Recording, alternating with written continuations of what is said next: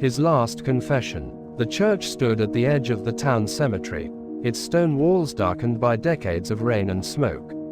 Narrow windows filtered pale light across rows of wooden pews polished smooth by countless hands.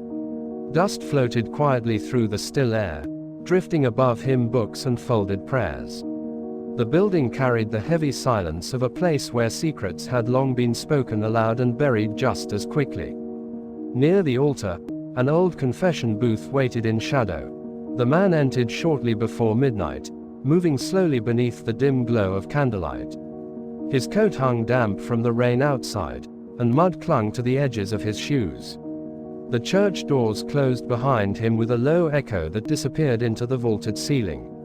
Every step toward the confessional sounded measured, as though he were approaching something inevitable rather than voluntary. The booth smelled of aged wood and faint incense. Its narrow walls enclosed the space tightly, leaving room only for breath and memory. The man lowered himself onto the worn seat, shoulders heavy beneath years unseen by anyone else. His hands trembled briefly before becoming still again. Outside, wind swept through the cemetery, rattling dead leaves against stone markers. Inside the church, silence deepened. The candles near the altar flickered unevenly, their light shifting like restless spirits across the floor. The confession began without witnesses.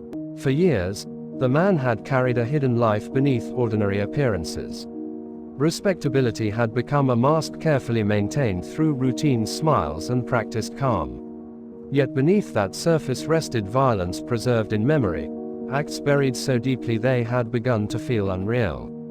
The weight of those buried truths had followed him relentlessly, growing heavier with time instead of fading. As the night stretched onward, fragments of guilt surfaced in waves. Faces returned, places returned. The sharp details of fear and blood reassembled themselves within the darkness of the booth. The church absorbed everything in silence, its walls offering neither judgment nor comfort. Then the stillness shifted. A sudden sound broke through the quiet, abrupt and violent within the confined space. One candle extinguished near the altar. Another trembled weakly before steadying again. The confession booth fell silent once more, but the silence no longer carried tension. It carried finality.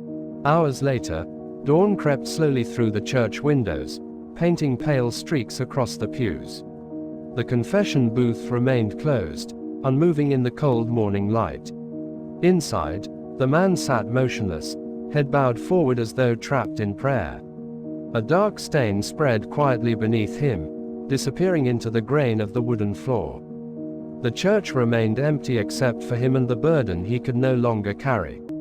His final confession lingered unseen within the still air, spoken only to silence before death claimed the last of his secrets.